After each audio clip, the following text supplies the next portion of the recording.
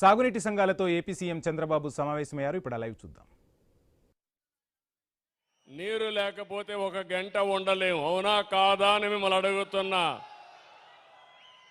దినానికి 4 లీటర్లు నీళ్లు తాగితే 3 నుంచి 4 లీటర్లు నీళ్లు తాగితే ఆరోగ్యంగా ఉంటాం.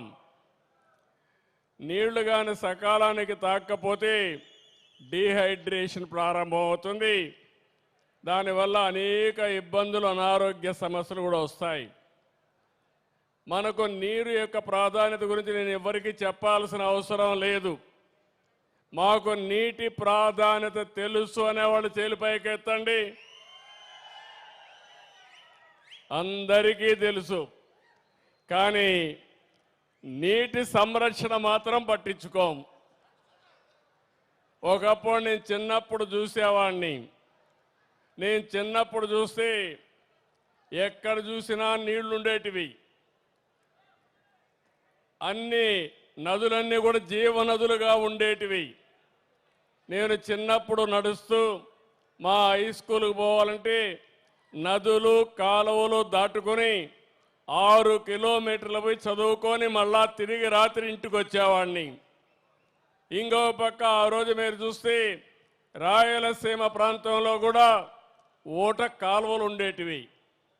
ఊట కాలువల్లో నీళ్లు సమృద్ధిగా వచ్చేది, అందులోనే పంటలు కూడా వచ్చేటివి.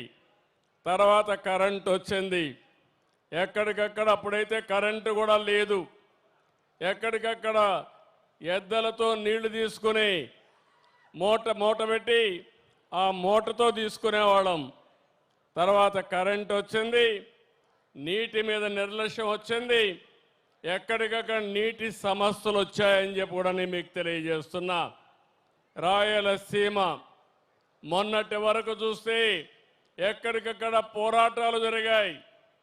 అందరూ అన్నారు రాయలసీమ రాళ్ల సీమగా మారిపోతుంది, ఎడారిగా మారిపోతుందంటే కాదు, నా రాయలసీమ రతనాల సీమ చేయాలని ఆలోచించిన వ్యక్తి నందమూరి తారక రామారావు గారు. అక్కడి నుంచి ప్రారంభించాం. ఈరోజు మీరు ఒక్కసారి ఆలోచిస్తే బచావత్ అవార్డులో కృష్ణా నదీ జిల్లాలకు మనకు వాటా ఉందని మళ్ళీ తీర్మానం వచ్చే వరకు, నెక్స్ట్ ట్రిబ్యునల్ వచ్చే వరకు ఆ నీళ్లు ఉపయోగించుకోవచ్చని ఆలోచించిన వ్యక్తి నందమూరి తారక రామారావు గారు. అక్కడి నుంచి దశ దిశ మార్చాం. ఈరోజు ఇబ్బందులు లేని పరిస్థితికి వచ్చాం. నేను ఒక మాట చెప్తున్నాను రాయలసీమలో ఉండే వాళ్ళందరికీ. ఆ రోజు ఆయన ప్రారంభించిన హంద్రీ నీవా, నగిరి గాలేరు, తెలుగు గంగ, ఏ ప్రాజెక్టు చూసినా ఈరోజు రాయలసీమకు వచ్చాయంటే అది తెలుగుదేశం పార్టీ చూపించిన చొరవ.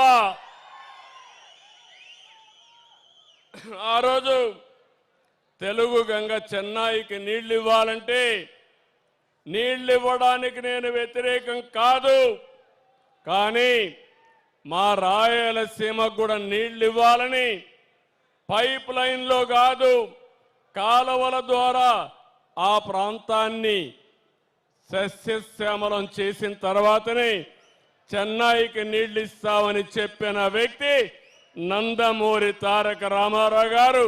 చేసి చూపించిన వ్యక్తి నందమూరి తారక రామారావు గారు. ఈరోజు ఇక్కడే మిమ్మల్ని అందరినీ కోరుతున్నాను. నేను మిమ్మల్ని అందరినీ చూస్తే చాలా సంతోషంగా ఉంది. దానికి కారణం నీటి విలువ తెలిసిన వ్యక్తిని. నేను చిన్నప్పుడు నీళ్లు చూశాను, తర్వాత నీటి కోసం యుద్ధాలు చూశాను. ప్రాంతాల వారీగా, జిల్లాల వారీగా, రాష్ట్రాల మధ్య, దేశాల మధ్య నీటి కోసం విభేదాలు, నీటి కోసం పొట్లాట్లు జరిగే పరిస్థితి వచ్చాయి. కావేరీ విషయంలో మీరు చూశారు. ఆ రోజు 2 రాష్ట్రాల మధ్య కూడా విభేదాలు వచ్చి ఎక్కడికక్కడ బందులు చేసుకునే పరిస్థితి కూడా వచ్చాం. ఈరోజు అందుకని నేను ఒకటే ఆలోచించాను.